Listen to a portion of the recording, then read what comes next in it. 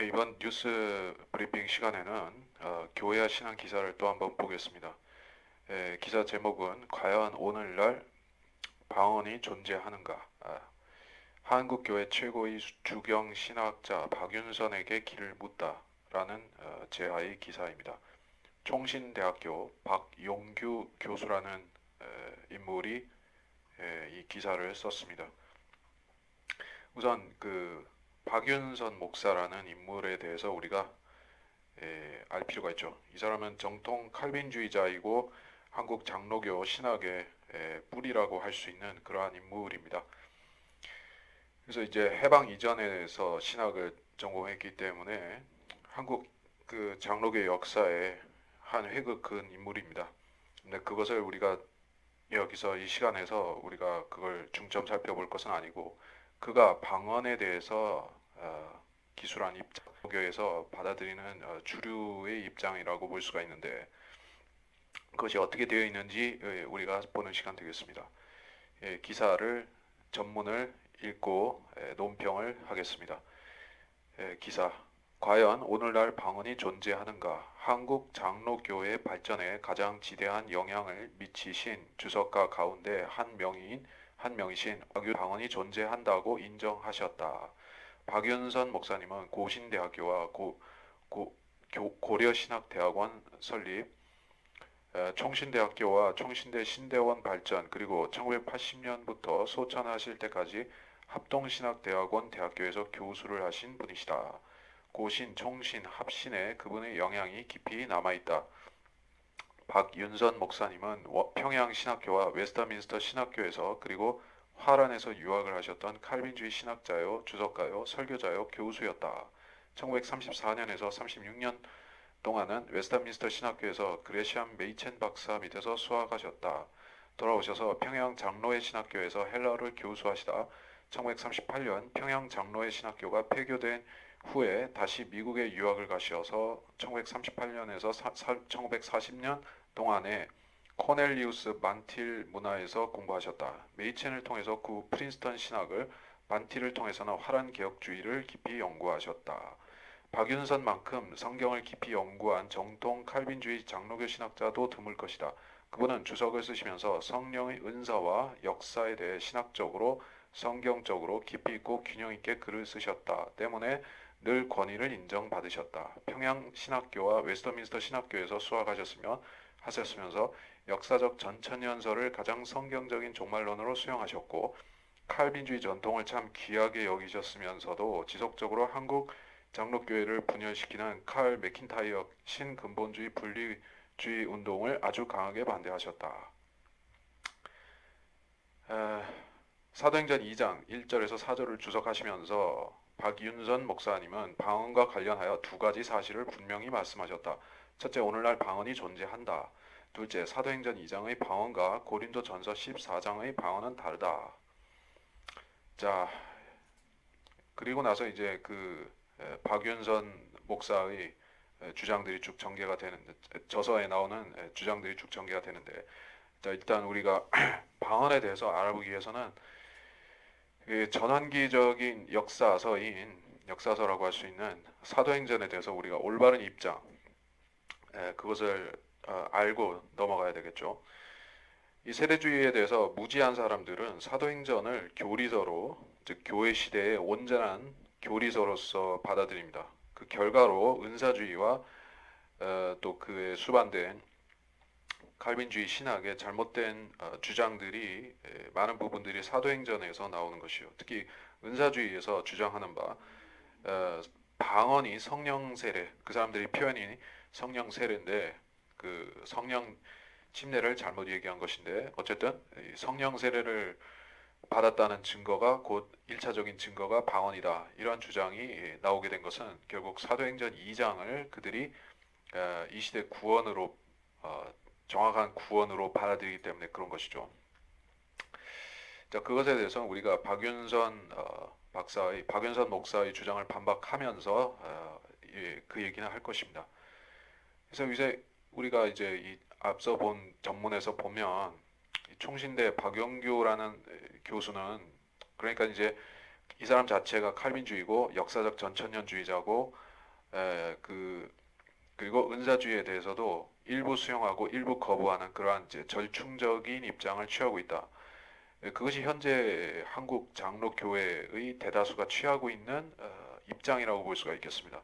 즉 종말론에 있어서는 역사적 전천년주의라는 후천년과 무천년 그리고 이제 세대주의를 배격하는 입장에서 그런 절충적인 입장의 종말론, 그리고 은사주의와 복음주의 사이에서 어중간한 이제 그 방언에 대한 입장, 그리고 구원 교리에 있어서는 칼빈주의 선택론.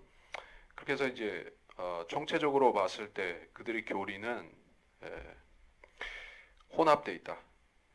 무엇과 무엇이 섞여 있다. 복음주의와 은사주의가 섞여 있고, 근본주의와 신자유주의가 섞여 있고, 신정통주의가 섞여 있고, 그래서 모두가 절충적이고 모두가 이제 타협적인 것이요. 그래서 이제 정통 칼빈주의도 아니고 정통 은사주의도 아니고, 그리고 정통 그 근본주의도 아닌 것이요. 그들 나름의 좋다고 생각하는 건 수용하는데, 그 수용한 것을 알고 보니까 전부 다 배교한 신학자들이고 칼빈주의자들이고 또 그리고 무천년주의자들이고, 그러한 그러한 거짓 교리들을 주워 모아서 하나의 농마주의처럼 하나의 거짓된 교리의 교집합을 이룬 것이요. 자, 그래서 다시 전문을 읽어 나가겠습니다. 박윤선 목사의 주장입니다. 오순절 성령 강림과 방언의 은사 제하, 사도행전 2장 1절로 4절의 내용이다. 사도행전 2장 1절로 4절은 성령의 강림에 대해 말하면서 방언에 대해 말한다. 4절에 말하기를 저희가 다 성령 충만함을 받고 성령이 말하게 하심을 따라 다른 방언으로 말하기를 시작하니라 하였다. 물론 이 방언은 그때 제자들이 기적적으로 말하게 된 것이다. 그리고 그것은 이 세상 여러 나라들의 언어였다. 사도행전 2장 8절의 근거. 그러나 고린도전서 14장에 취급된 방언은 아무 사람도 알아들을 수 없는 영적 방언이다. 고린도전서 14장 2절. 그런데 이런 이적이 교회 시대에도 있을까? 그러므로 우리는 오늘날의 방언을 사도들의 역사에 나타났던 그 시대의 방언과 같은 수준의 것으로 생각할 수 없다. 현대의 방언 운동에 있는 많은 그릇된 방언들도 드러난다. 이런 방언들은 물론 금지해야 한다. 다만 방언을 함이 자기에게 유익한 줄 아는 이는 고린도전서 14장의 교훈을 지켜야 될 줄 생각한다. 성경의 교훈을 지키면서 참된 방언을 하는 운동이 있다면 그것을 반대하는 것은 조심할 일이다. 교회 시대에는 성령의 역사로 나타난 방언이 전혀 없다고 할 수 없다. 그 이유는 방언이 교회에 세워진 하나님의 은사라고 성경이 말하기 때문이다. 그뿐 아니라 성령에 의하여 방언하는 자는 그 은사로 말미암아 자기 자신의 신앙에 유익을 받는다고 하였다. 이것이 박윤선의 사도행전 주석에 나오는 내용이다. 것이에요. 사도행전 2장 1절로 4절의 주석 내용입니다. 일단 이제 우리가 성경을 보면서 얘기를 해야 되겠는데, 사도행전 2장 1절로 4절에 무슨 내용이 있습니까? 한글 킹제임스 성경 사도행전 2장 1절로 그 오순절 날이 되자 그들이 다 하나가 되어 한 장소에 모였는데 갑자기 하늘에서 거친 강풍 같은 소리가 나더니 그들이 앉아있는 온 집안을 가득 채우더라.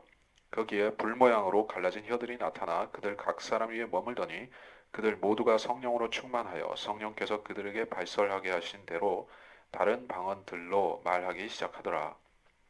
자, 여기에서 이제 교리적인 균열들이 나타나고 교파들이 갈라진 것이요. 자, 이 방언을 자기들이 교리의 핵심으로 삼는 교단들이 있습니다. 오순절, 은사주의, 그 교단들이 그렇게 하고 있고, 이것을 절충적으로 수용하는 자들도 있고, 또 거부하는 교단도 있습니다. 근데 한국의 개신교는 어떠한 상황이었는가? 은사주의에 대한 그들의 입장이 정확하게 무엇인가 하는 것이요.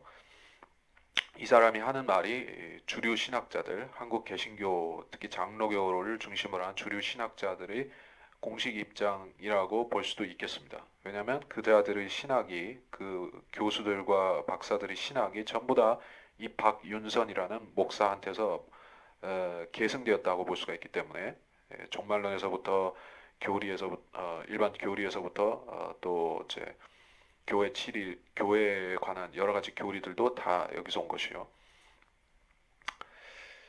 그래, 이 사람이 하는 말 중에, 박윤선 목사가 하는 말 중에 그 시대의 방언, 사도 시대의 방언과 지금의 방언은 같은 것이 아니다. 수준으로 같은 수준의 것으로 생각할 수 없다. 이것은 뭔가 좀 차별성을 둔다는 하면서도 완전히 틀렸다, 맞다라는 판단을 배제했습니다.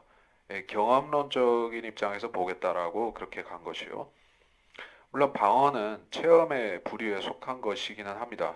체험이고 자기가 직접 경험하고 판단하면 그것이 최상이겠죠. 체험이라는 것은 일단 그 경험론을 가지고 말하는 것이기 때문에 자기가 경험하고 판단하는 것이 제일 맞습니다. 그런데 혹여 그 현상이 이를테면 뭐 신유의 은사라든지 그 어떤 사도들이 행했던 표적과 같이 지금 구체적인 재현이 어렵거나 불가능한 상황이라고 하면 그것을 그 어떤 경험에 의한 귀납법적인 논증을 가지고 말할 수는 없죠.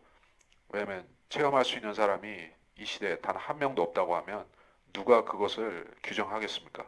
지금 나타나고 있는 어떤 그 은사주의자들의 체험이라든지 그들의 기적들을 맞다 틀리다라고 체험 가지고 말할 수 있는 사람이 아무도 없다면 어떻게 판단하겠습니까? 그렇다면 최종 권위가 되는 성경 자체만으로 이야기할 수밖에 없다. 자, 그래서 성경으로 돌아가서 이 문제는 판단할 방법밖에 없습니다. 그래서 이제 우리가 방언에 대해서 판단을 내릴 수 있는 성경은 사도행전과 고린도전서이죠. 특히 고린도전서에 논란이 되는 많은 구절들이 있는데 그것을 이제 그 취하는 입장이 틀리기 때문에 방언에 대한 교리들이 많이 달라집니다. 자, 그래서 이 사람이 박윤선 목사가 했던 말 중에 고린도전서 14장의 교훈을 지키자 이런 얘기를 했습니다.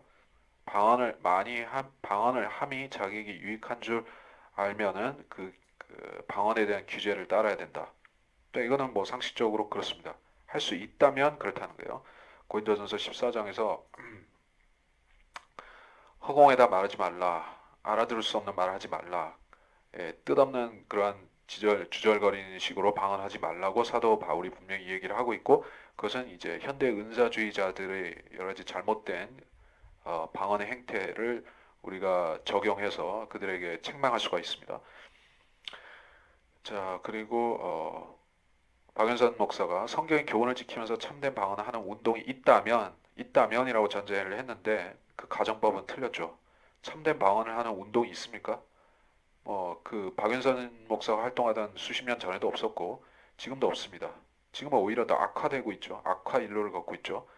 새로운 운동이 나타났는데 그것은 이제 옛날 은사주의에서 한꺼풀 더 마귀적인 실체로 드러난 운동인데 그것을 바로 이제 신사도 운동이라고 부르고 있습니다. 신사도 운동.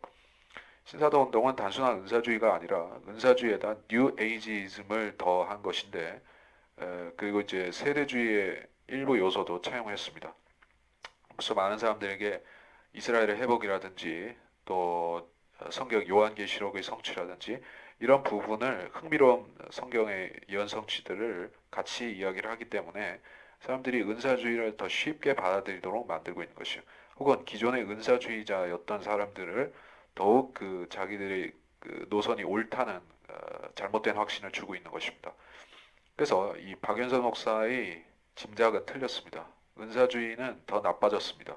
그리고 참된 방언을 하는 그런 성령 운동 같은 것은 나타나지 않았습니다. 예, 그래서 고린도전서 12장 28절 방언이 교회에 세워진 은사 중에 하나다. 자, 이 주장을 제가 좀 지적을 해야겠습니다. 고린도전서 12장 28절에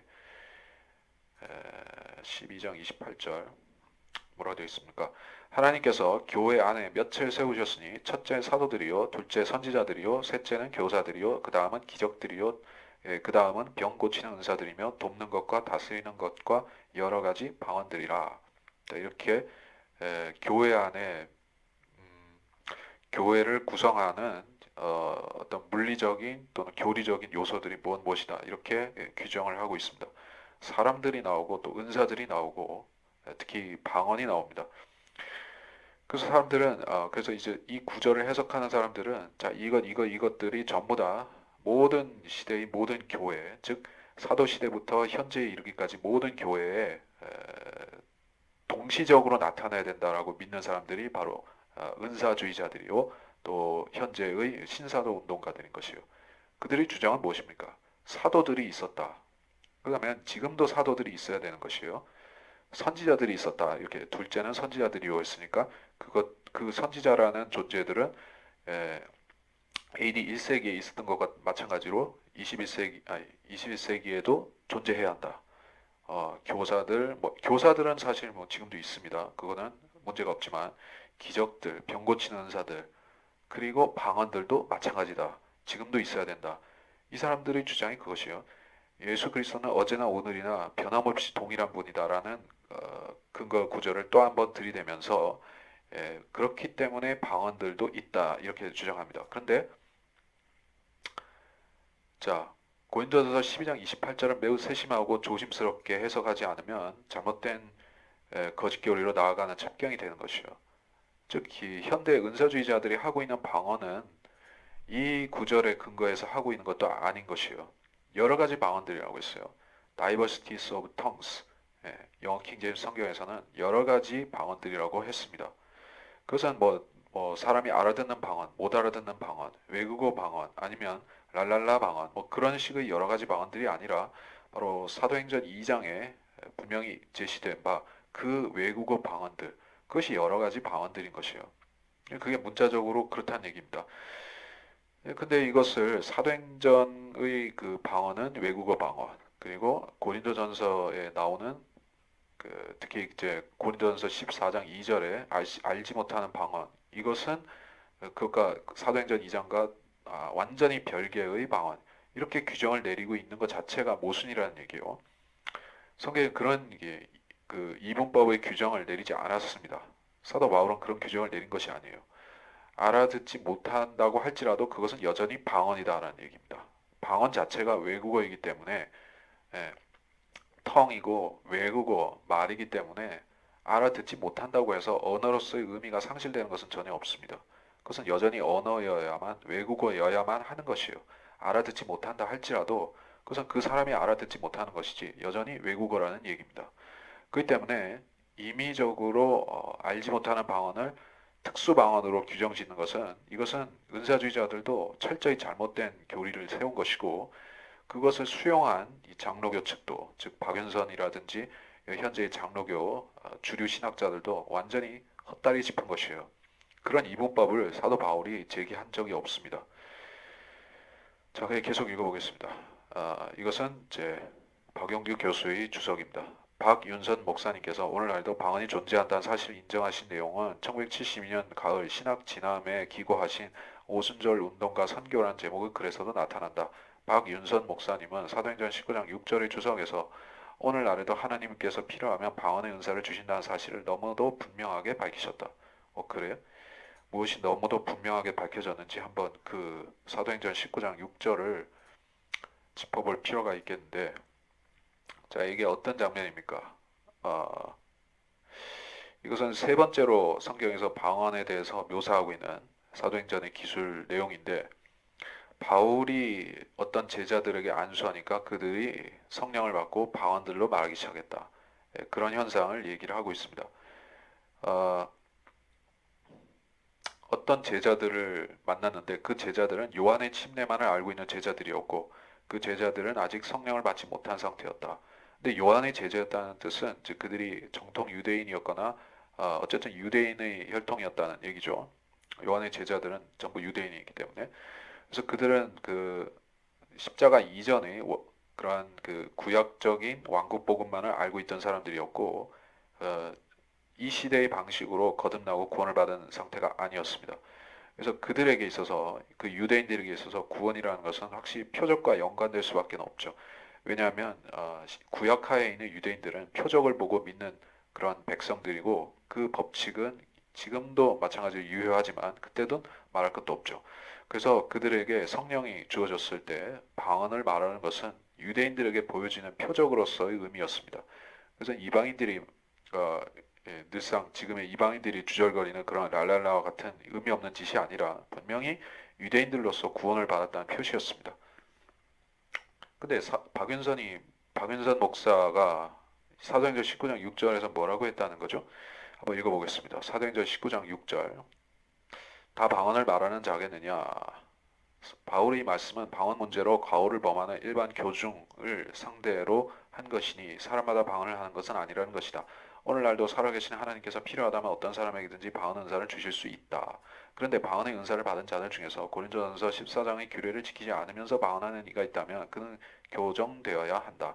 고린도전서 14장의 규례는 방언하는 자는 자기 홀로 사적으로 하라는 것이다. 고린도전서 14장 2절에 그렇게 예언을 했다. 근데 왜 19장 6절의 내용은 막상 없네요. 막상 없네요. 어쨌든 사도행전 19장 6절 내용 자체에는 바울이 제자들에게 안수했는데 그들이 방언을 말하고 예언했다. 그 내용은 있지만은 그것이 오늘날에도 반복된다는 어떤 근거가 있습니까? 그건 전혀 나오질 않습니다. 자, 그리고 다시 위 기록에서 볼 수 있듯이 박윤선 목사님이 방언의 존재를 인정했다는 사실은 의심의 여지가 없다. 그러나 그는 방언 예찬론자는 결코 아니었다. 예찬하지 않으면은 괜찮다 이런 뜻입니까? 은사주의자들의 문제는 방언을 지나치게 강조한다는 것이 아니라 잘못된 방언을 한다는 것이에요. 하느냐 하지 않느냐의 문제지 예찬하느냐 적극적으로 하느냐 소극적으로 하느냐 그런 차원의 문제가 아닌 것입니다. 성경에서 하지 말아야 될 일이라고 하면 교리적으로 틀린 짓을 한다고 하면 틀린 실행이라고 하면 그것을 적극적으로 하느냐 소극적으로 하느냐 그런 것은 우리가 뭐 크게 나눌 필요가 없습니다. 잘못된 교리적 실행이면 하지 않는 것이지 소극적으로 한다고 해서 뭐 면죄부가 주어지고 그런 것은 없습니다. 다소간에 무지하기 때문에 교리를 모르기 때문에 성경을 모르기 때문에 무지함 가운데서 그것이 옳은 줄 알고 행한다면 그것은 면책의 사유가 될 수 있습니다. 그러나 한국 교회 기독교는 그런 영적인 조명에 대해서 변명하기는 어렵습니다. 왜냐하면 바른 성경이 나와 있죠. 한글 킹제임스 성경이 나와 있죠. 그리고 바른 주석서가 나와 있죠. 피터 럭크만 목사님의 주석서들이 나와 있죠. 그리고 방언에 대해서 충분히 알 수 있게끔 그런 책들, 또 은사주의에 대한 그 계도하고 권면하고 또 책망하는 소책, 말씀 보존학회의 소책자들, 은사주의자들을 다루는 책들이 있죠. 그리고 설교들이 나오죠. 그리고 저도 은사주의에 대해서 많은 지적을 하면서 인터넷에도 글을 쓰고 또 강의를 하기도 하고 여러 자취들을 남겼습니다. 많은 사람들이 매일매일 은사주의에 대해서 무엇이 틀렸고 어떤 교리가 잘못되었고 하는 것을 바로잡을 기회가 있습니다. 그러나 수십 년 전에 잘못된 신학을 주장한 사람의 그러한 교리를 계승해서 박윤선 목사 같은 사람의 어정쩡한 교리를 계승해서 오늘날도 은사주의자들에게 침범할 수 있는 여지를 주고 그들에게 그들의 일이 사로잡혀 가도록 교인들을 방치하는 이런 허술한 짓을 한다면 이것은 이제 장로교가 주창하는 바 그들이 가장 성경적인 교회를 한다고 자칭 그렇게 하는데 전혀 그렇지 않다는 것을 우리가 알아야 됩니다. 계속 보면 사실 이 기사는 짧기 때문에 내용 마무리하고 저는 제 내용을 따로 이야기를 더 할 것입니다. 성령의 충만을 평생 동안 간절히 사모하며 간구했던 박윤선 목사님은 칼빈이 성령의 신학자였던 것처럼 그 역시 성령의 신학자, 성령의 목회자, 성령의 주석가였다. 하하, 이거 엄청난 칭찬이고 예찬인데 뭐예요? 칼빈이 성령의 신학자? 이거는 진짜 상투적인 문구 중에서도 참 어처구니가 없다시피 한데 칼빈이 무슨 성령의 신학자란 얘기죠? 칼빈은 성령을 받고자 하는 사람들에게 가장 큰 걸림돌이 되는 칼빈주의라는 이제 장애물을 놓은 사람으로 우리가 봐야 되죠. 은사 중지론자로 지목되기도 하죠. 칼빈이. 사실 그는 그 성령을 몰랐기 때문에 사도행전의 성령의 역사도 알 도리가 없었고 그러니까 저는 기본적으로 칼빈이 구원을 받았는지도 의문시 된다라는 입장인 것이요. 100% 마귀의 자식인지는 모르겠지만 구원을 안 받은 것처럼 보이기도 하는 사람입니다. 그렇기 때문에 그는 사도행전의 성령의 역사도 분별할 수 없었고 이 시대의 역사와 차이가 있고 없고 이런 것도 잘 몰랐던 것이에요. 자기가 성령을 받은 것이 확실해야지 그 사도행전과 지금 시대가 틀리다는 것도 인지를 할 텐데 자기가 구원받은지도 가물가물하는 사람이 어떻게 AD 1세기와 현재의 기독교 교회의 모습이 틀리다는 것을, 성령의 역사에 차이가 있다는 것을 어떻게 알 수가 있냐는 것이요. 그건 철저히 그거는 교리적일 뿐 아니라 체험적이기도 한 문제인 것이요. 내가 구원받은 사람으로서 인지한다면은 성령의 역사가 내 안에서 어떠하게 진행되는지를 인지하고 사는 사람이라면은 사도행전 시대와 지금의 시대의 성령의 역사가 똑같지 않다는 것을 당연히 아는 것입니다. 그러나 그것이 체험적으로 입증이 안 되고 있는 사람이라면, 즉 구원을 받지 못한 입장이라면은, 그가 아무리 신학 박사요 목회를 했다 할지라도 사도행전과 지금이 같다고 믿을 수도 있는 것이에요. 똑같다고 믿을 수도 있는 것입니다. 그때처럼 지금 방언한다고 생각하기도 하는 것이에요. 왜? 그 사람은 진짜 성령 체험, 즉 구원의 간증이 없기 때문에 그렇게 속을 수 있는 것이에요. 결과적으로 어쨌든 칼빈은 성령의 신학자가 아닙니다. 그리고 박윤선 목사라는 사람도 성령의 신학자도 아니고 성령의 주석가도 아닌 것이요. 주석은 성경을 성경으로 해석해야 되는 것이지, 오늘날도 있을 수 있다라고 그렇게 거래하는 식으로 해석하는 것이 아닌 게요. 이렇게 누구는 좀 봐주고 누구는 좀 타이트하게 비판하고, 그렇게 인간적인 정으로 봐주는 것이, 그것이 올바른 신학이 아닙니다. 신학이라는 것은 교리를 가지고 옳고 그름만 얘기를 하면 되는 거예요. 성경적 교리를 가지고 맞으면 맞다, 틀리면 틀렸다라고 그걸 입증할 수 있고, 그 입증하는 것은 우리가 어떠한 누구의 교단의 어떤 그 유명 목사의 체면이나 입장을 봐주는 것은 전혀 안 되는 것이에요. 교리적으로 틀렸으면 그 사람이 아무리 위대한 신학자라 할지라도, 그 사람이 아무리 위대한 부흥사라 할지라도, 부흥가라 할지라도 그 사람의 주장은 우리가 내버려야 되는 것이요. 그것이 성경대로 믿는 사람들의 신학입니다. 우리는 사람에 의존해서 그 사람의 기틀 위에 신학을 세우는 것이 아닙니다. 자, 그리고 그는 은사 중지론자는 아니었다. 성령이 놀라운 역사를 오늘날 너무 제한시키지 않아야 한다는 게 그의 지론이었다. 그는 그릇된 방언이 오늘날 존재하고 그래서 무분별한 은사주의 운동이 일어난 걸 경계하셨지만, 그는 참된 방언이 있다는 사실을 분명히 인정하셨다. 잘못된 방언이 있다는 사실도 분명히 언급하셨다. 그 오늘날 그리스도인들과 지도자들이 성령의 역사를 분별하는 분별력을 키워야 할 것을 일깨워주셨다. 자, 이 형편없는 주장을 제가 정면으로 반론을 하자면은, 하나님의 말씀은 성경은 성경으로 해석해야 된다는 게 무슨 뜻이냐, 제가 그걸 얘기를 하겠습니다.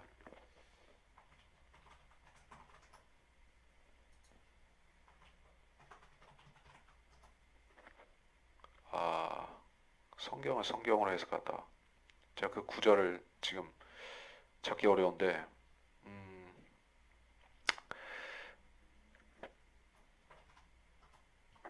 그래, 이걸 찾으면 되겠는데, 교리,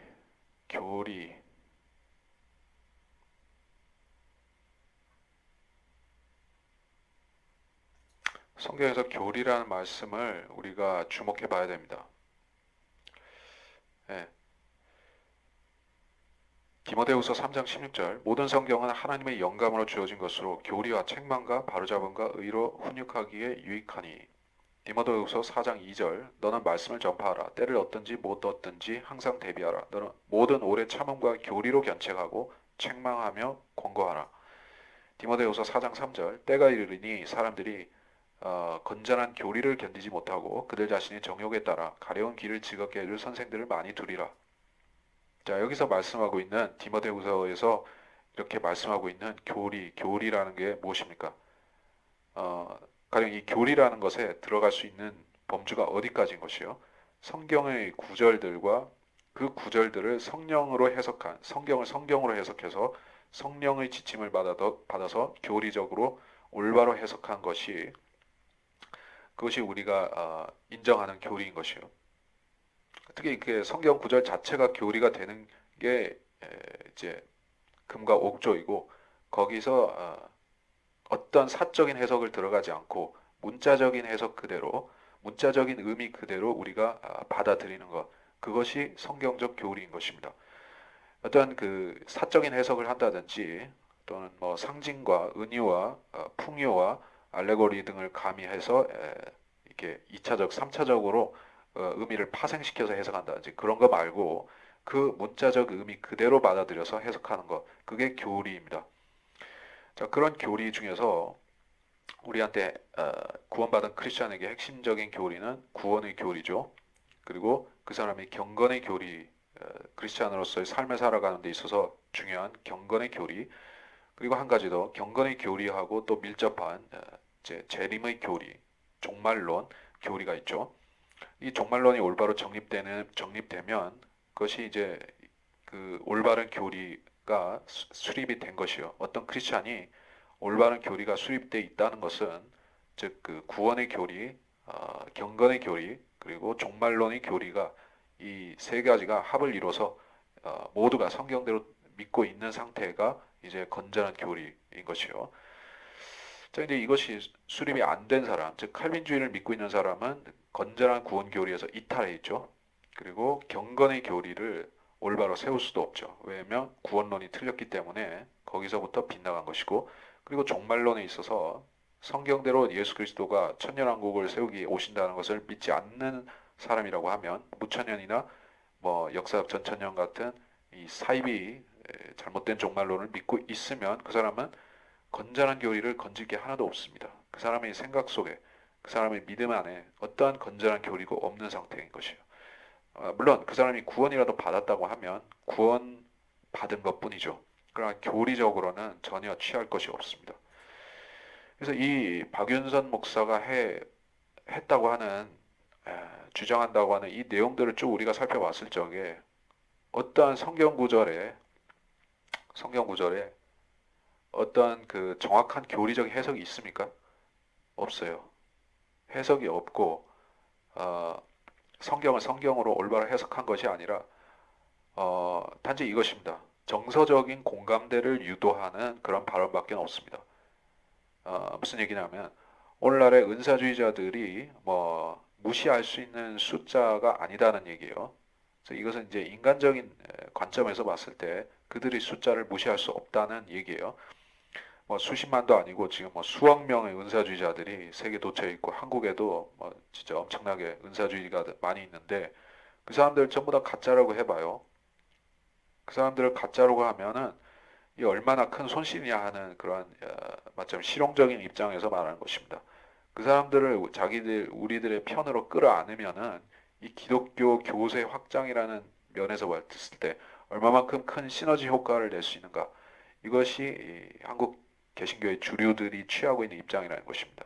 즉, 그 은사주의자들이 지나치게 난잡한 짓만 하지 않는다면 무슨 기도원이나 이제 밀폐된 장소에서 벌어지는 그런 무당 푸닥거리와도 같은 추잡한 짓거리들을 하지만 않으면 좀 적당히 건전하게 놀면 좀 소위 말해서 이제 좀 체면 차리고 이제 적당히 미친 척하면 봐주겠다는 뜻입니다.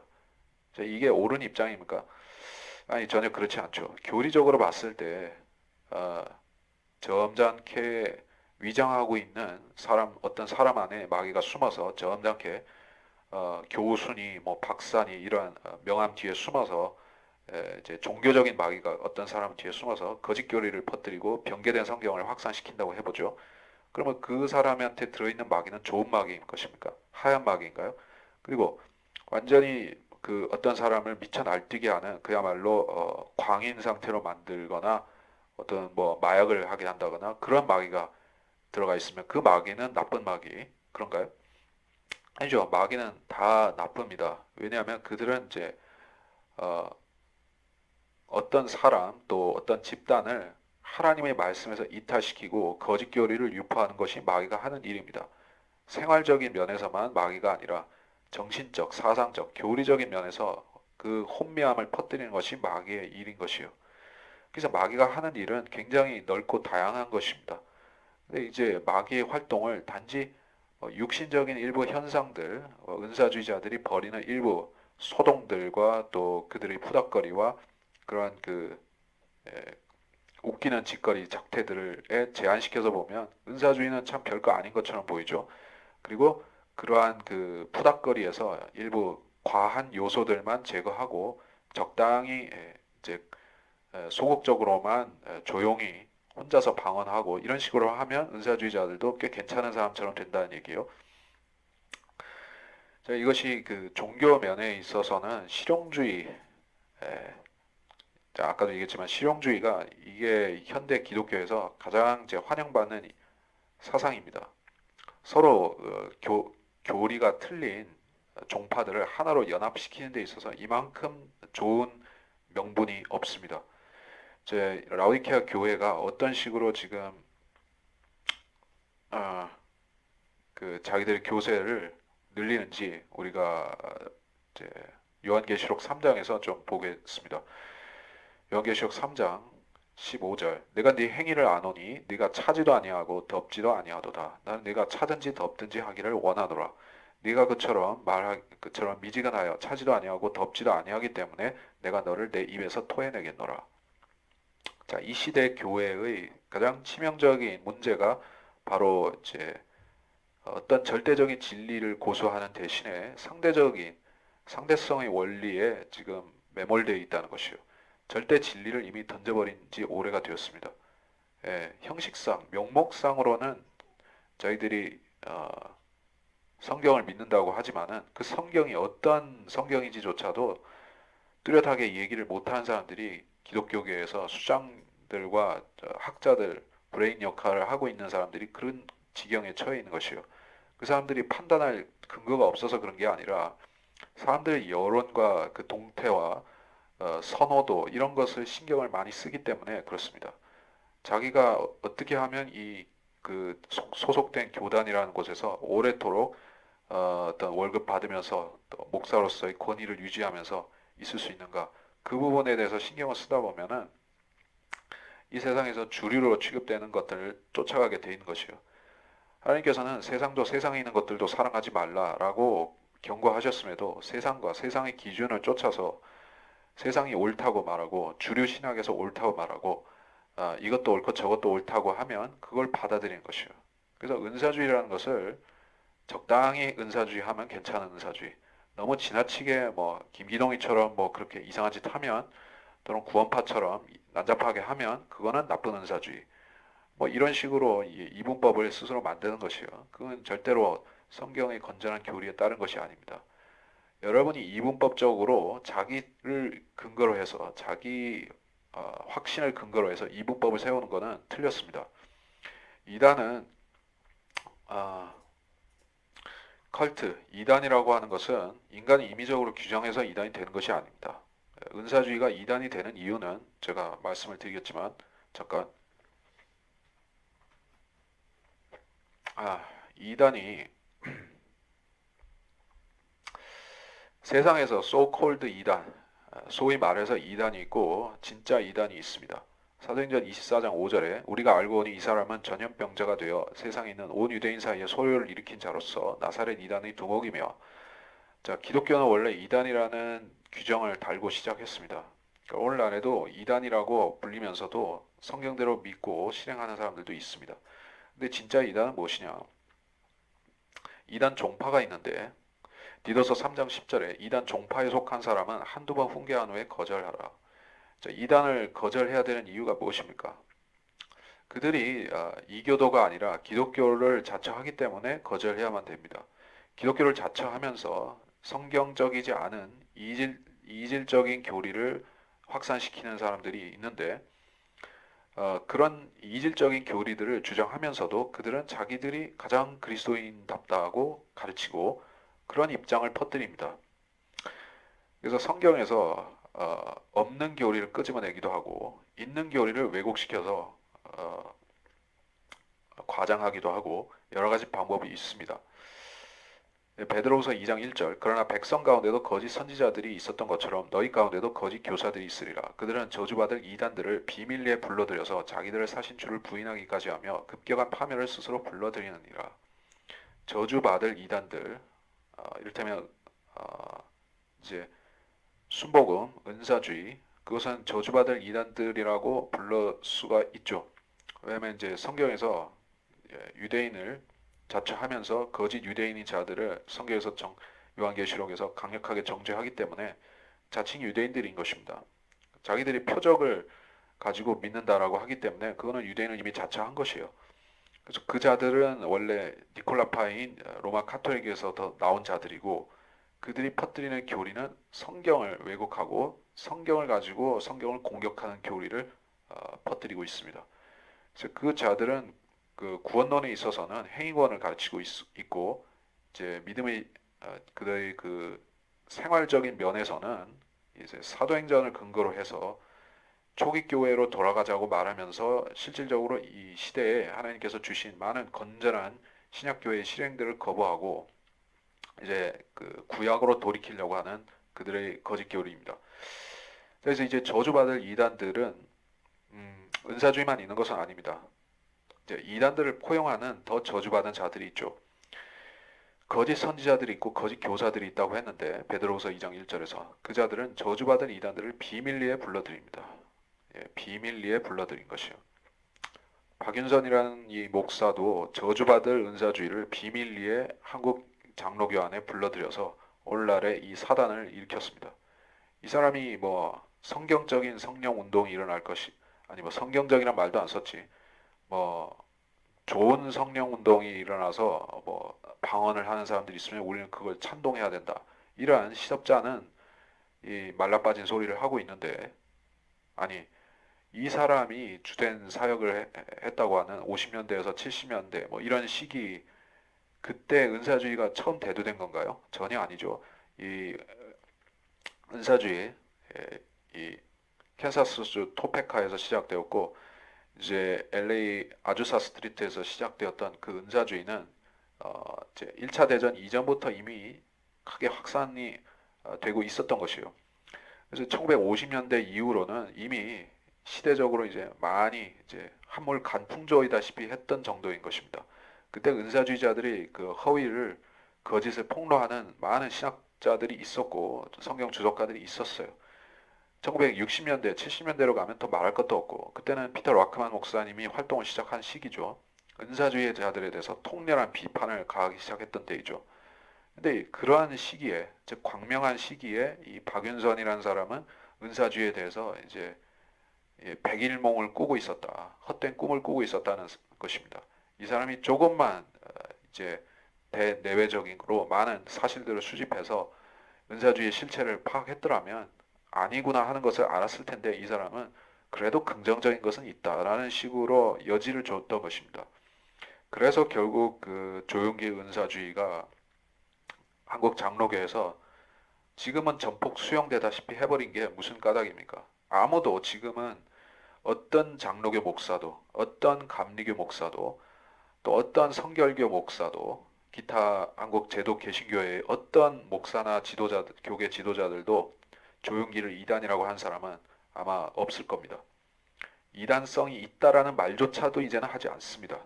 예, 다른 뭐 짜잘한 은사주의 두목들, 뭐 이재록 같은 그러한 잔챙이 은사주의자들, 피레미급 은사주의자들은 잘도 족치지만은 이 뭐 조용기 같은 사람은 이제 건드리기에는 너무 글로벌하게 커져버렸으니까 그런 것도 있지만 이제 아예 안 건드립니다.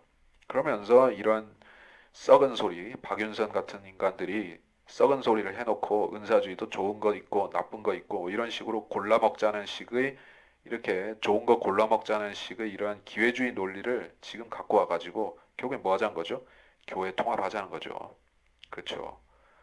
뭐 제가 이 뭐 박영규 교수 뭐 교회와 신앙의 뭐 이제 WCC나 교회 통합에 대한 그들의 입장이 뭔지는 내가 정확히는 알아보지 않았지만은 안 보나 안 보나 뻔한 거 아니겠습니까?